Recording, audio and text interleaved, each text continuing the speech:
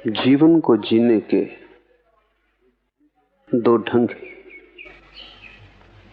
एक ढंग है संघर्ष का, एक ढंग है समर्पण का। संघर्ष का अर्थ है मेरी मर्जी समग्र की मर्जी से अलग है। समर्पण का अर्थ है मैं समग्र का एक अंग हूं, मेरी मर्जी के अलग होने का कोई सवाल नहीं। मैं अगर अलग हूं, संघर्ष स्वाभाविक है। मैं अगर इस विराट के साथ एक हूं, समर्पण स्वाभाविक है। संघर्ष लाएगा तनाव, अशांति, चिंता।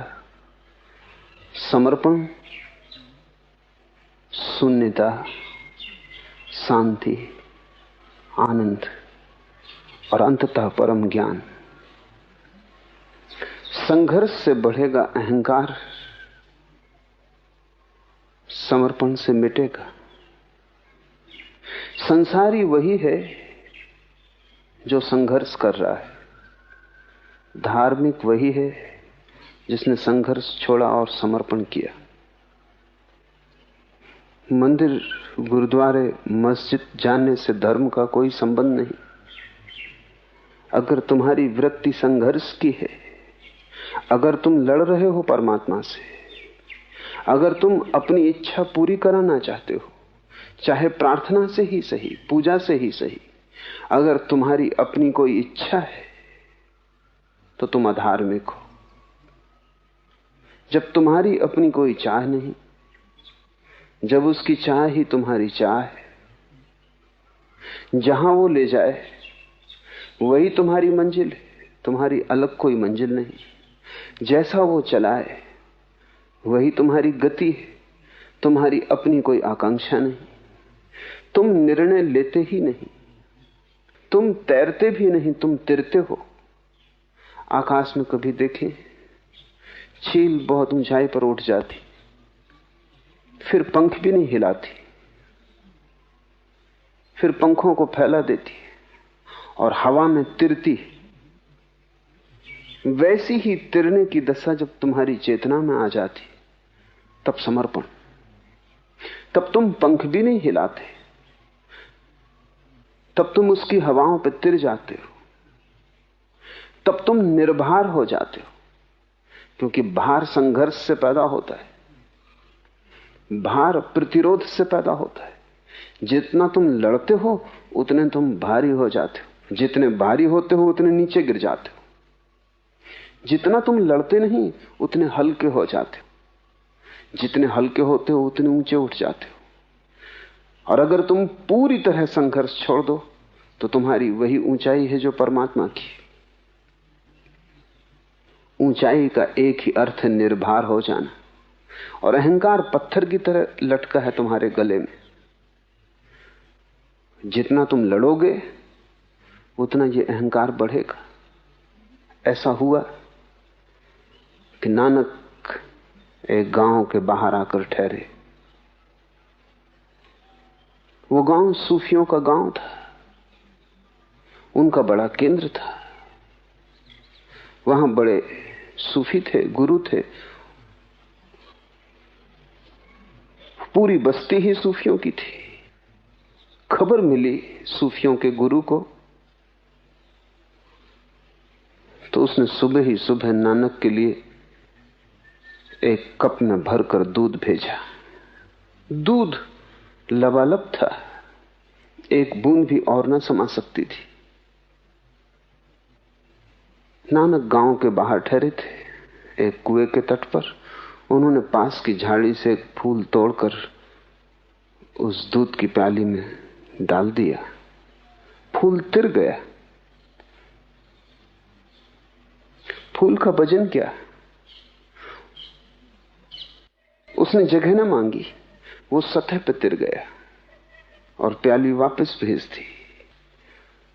नानक का शिष्य मर्दाना बहुत हैरान हुआ कि मामला क्या है।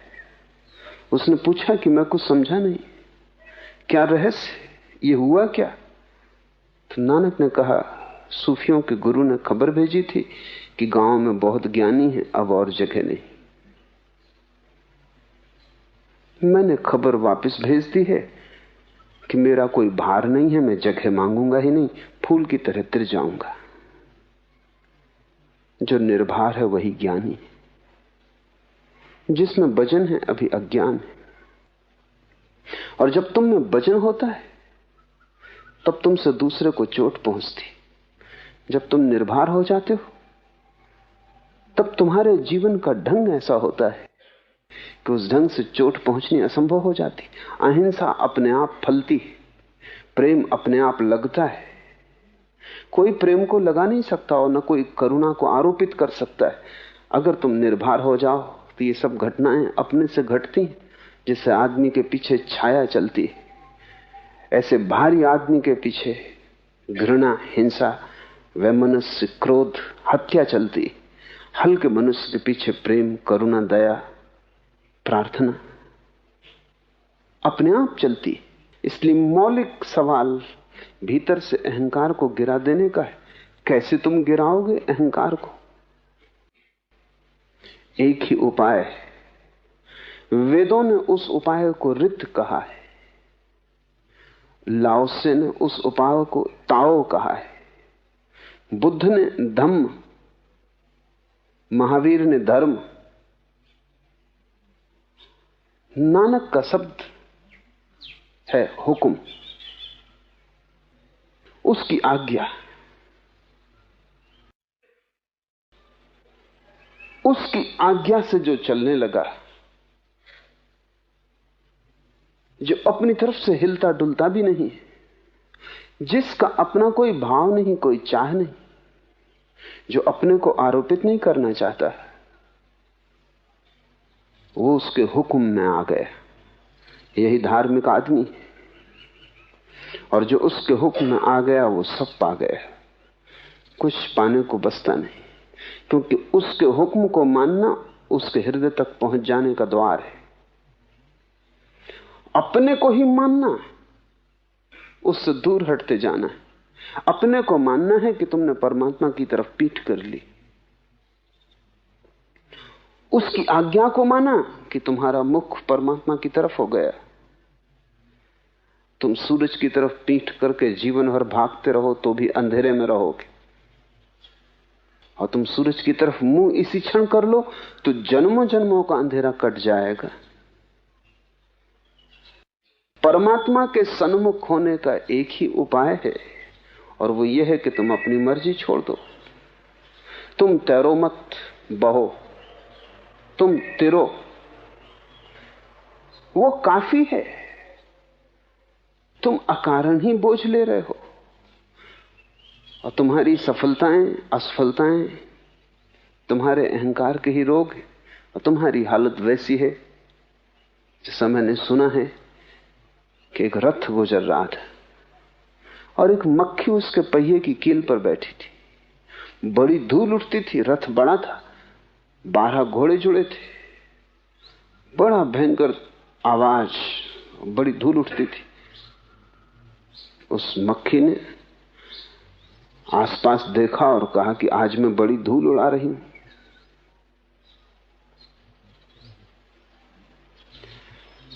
रथ से उड़ रही है धूल, मक्खी कील पर बैठी पर सोच रही आज मैं बड़ी धूल उड़ा रही हूं, और जब इतनी धूल उड़ा रही हूं तो इतनी ही बड़ी हूं। तुम सफल भी होते हो उसके ही कारण।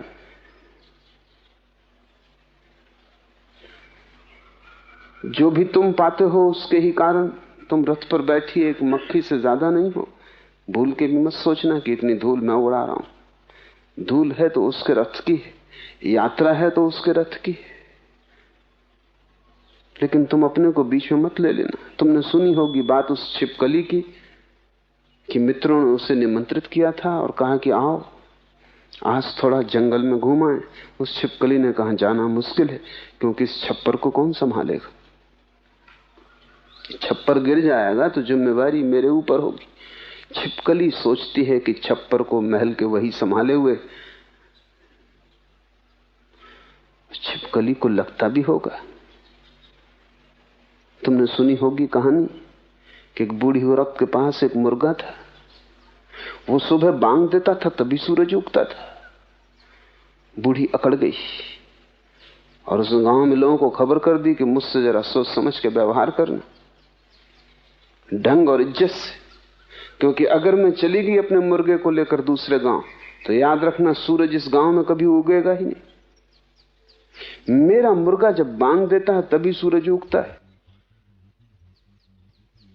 और बात सच्ची थी कि रोज ही मुर्गा बांग देता था तभी सूरज उगता था। गांव के लोग हंसे, लोगों ने मजाक उड़ाई कि तू पागल हो गई। तो बूढ़ी नाराजगी में दूसरे गांव चली गई। मुर्गे ने बांग दी और दूसरे गांव में सूरज उगा। बूढ़ी ने कहा अब रोएंगे, अब बैठे होंगे छाती पीटेंगे, न रहा मुर्गा न उगेगा सूरज। तुम्हारे तर्क भी, बूढ़ी का तर्क भी है तो बहुत साफ, क्योंकि ऐसा कभी नहीं हुआ जीवन को जीने मुर्गे के बांग दिए बिना सूरज उगा हो। लेकिन बात बिल्कुल उल्टी है। सूरज उगता है इसलिए मुर्गा बांग देता है। संघर्ष का बांग देने के कारण सूरज नहीं उगते। एक ढंग है। लेकिन बूढ़ी को कौन समझाए?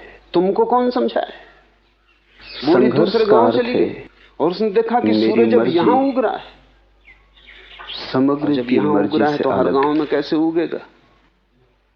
तुम अपने समर्पण का अर्थ है छोटे दायरे में सोचते। समग्र का एक अंग। तुम्हारे कारण परमात्मा नहीं है, परमात्मा के कारण तुम का कोई सवाल नहीं। ये श्वास तुम्हारे कारण नहीं चल रही, उसके कारण चल रही। मैं अगर अलग, प्रार्थना भी तुम नहीं करते, संघर्ष स्वाभाविक, वही तुम्हारे भीतर प्रार्थना बनता है।